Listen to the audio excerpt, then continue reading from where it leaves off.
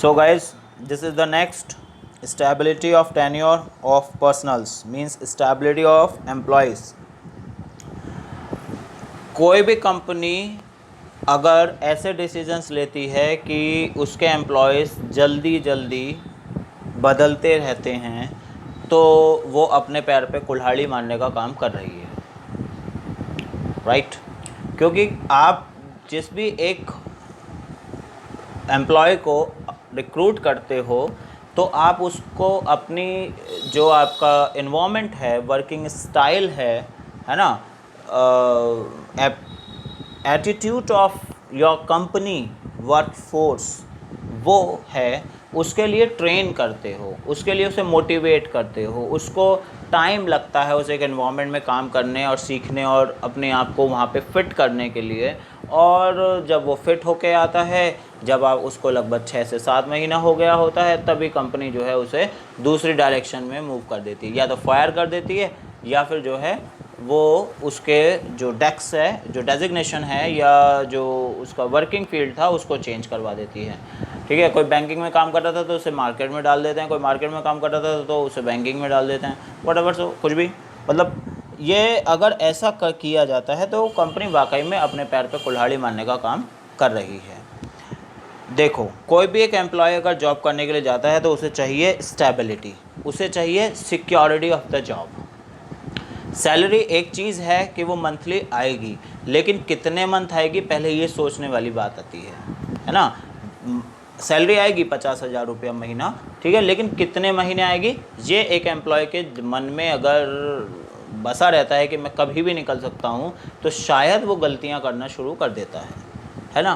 Company की एक policy बना लीजिए कि आप इतने टाइम में हमारा प्रोबेशन पीरियड है, फिर टर्म पीरियड है, फिर आप जो है ज्वाइन कर लेते हैं। ज्वाइन करने के बाद अगर कभी आपको लगा, कंपनी को लगा कि प्रॉब्लम ज़्यादा हो रही हैं, ज़्यादा एरर हो रहे हैं, ज़्यादा मिस्टेक्स हो रही हैं, एम्प्लॉय जो है वो काम अच्छे से नहीं कर पा रहा है, तो आपको कम से कम 1 महीना पहले नोटिस दे दिया जाएगा कि अगर इस महीने भी आपका काम ठीक नहीं रहता है तो नेक्स्ट मंथ से company don't need any kind of, right, कुछ भी कह सकती है, ये अलग बात है।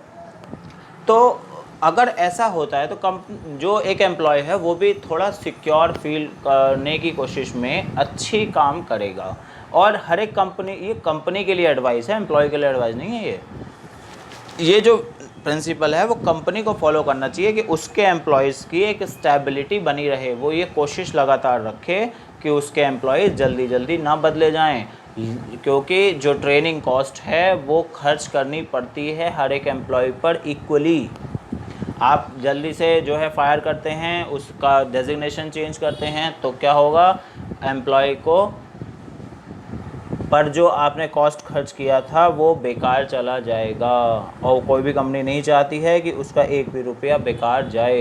ट्रेनिंग के लिए जो कॉस्ट खर्च कर रही है कंपनी, वो चाहती है कि उसके पैसा एक एक वसूल हो जाए, है ना। हम 10,000 एक एम्प्लॉय को दे रहे हैं तो कम से कम 10 लाख का काम करके दे, 1 लाख का ही कर दे, है ना, कुछ भी मान लीजिए। मतलब कि तो फ्योल ने ये एक जो प्रिंसिपल है वो कंपनीज़ के फेवर में और कुछ हद तक एम्प्लॉयज़ को भी, मतलब सबको ही ध्यान में रखना चाहिए वैसे तो, कि सबको अपनी स्टेबिलिटी का ध्यान में रखना चाहिए।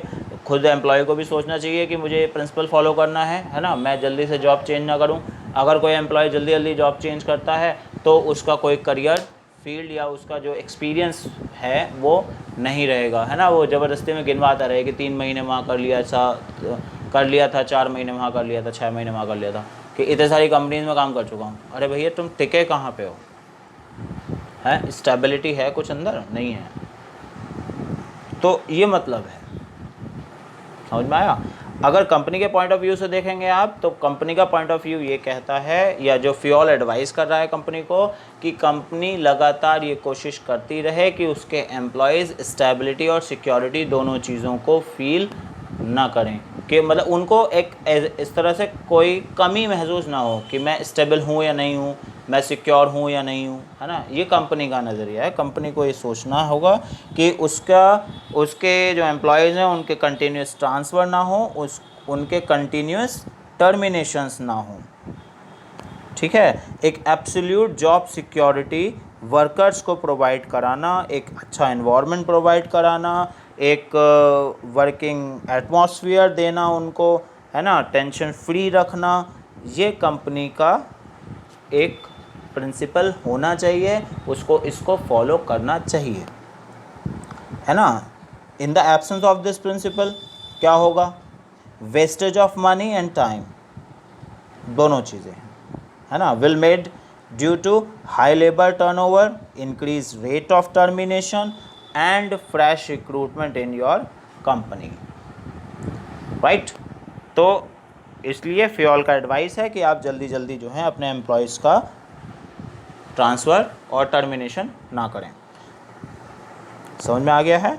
Employees work better if job security and career progress are assured to them, and an increase tenure and high rate of employees turnover will affect the organization adversely। ठीक है, असर जो हो किस पे पड़ने वाला है? आपकी ही कॉस्ट पे पड़ने वाला है, और आपको अपनी कॉस्ट बचानी है, आपको मतलब कंपनी को बचानी है, तो उसको इस प्रिंसिपल को बहुत सीरियसली फॉलो करना चाहिए, राइट। Thank you.